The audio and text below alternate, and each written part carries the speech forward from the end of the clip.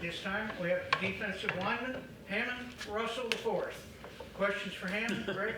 So Hammond, just start with your spring. Obviously, you'd played before, but how do you feel you did this spring? How did you improve? I feel like I did pretty good. There was a lot of things that from the first day to now where I had to get better at, especially like getting used to the tempo of the offense and how fast the offense moves. I do think, and then also had to get used to the new techniques that I had to use. You talked about that. Yeah. What were some of those new techniques? What were some things they're asking you to do? It's a little. The defense is a little different, so I had to adjust. It was more like attacking the block, like so we weren't reading and reacting. More attacking. Yes, sir. Yeah. What is it like playing against a tempo offense? It's a little different than playing against a slower offense because you have to get your calls, you have to get aligned, and you have to also still do your job and understand like they're gonna move fast, but it can hurt. I feel like it can hurt the offense and it can also help the offense. You mentioned attacking. Responsibilities pretty similar to what you're doing before? Oh yes, sir. Lots of new pieces on this defense, transfers coming in, things like that. How did it all fit? How do you think this defense came together this spring? I think as practice went on, everyone started to learn how everyone plays, and I think that the defense came together really good, and everyone started to make plays like fairly quickly. Look up and realize you're one of the more veteran players on this team. I mean, it goes quick sometimes. How does that feel? I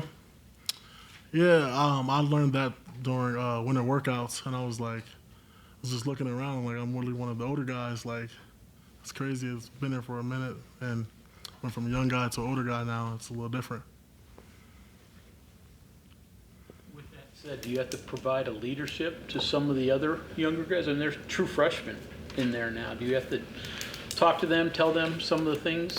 I try to help out the freshmen as much as I can, because it was new for like the whole coaching staff thing was new for everybody. So once I learned it quicker than the freshmen would because they're still young. But once I learned it, I started to help the freshmen out, and also Edward started to help out the freshmen in Asani. So it was good to have help, everyone just helping each other.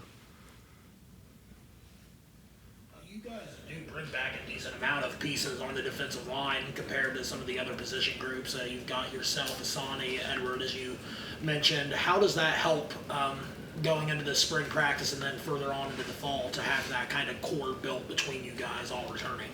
I feel like that helps because we were really we're all really close, and we know we can help the younger guys to know what to expect from the coaches when we learn fairly quickly. So once we learned it, we were able to help the younger guys adapt, and you started to things be more smooth. Seems like every defensive coach that gets up there we talk to says communication. Communication. Why is that? As a player, why does that seem to always be such a focal point for defensive coaches to talk about that? Communicate.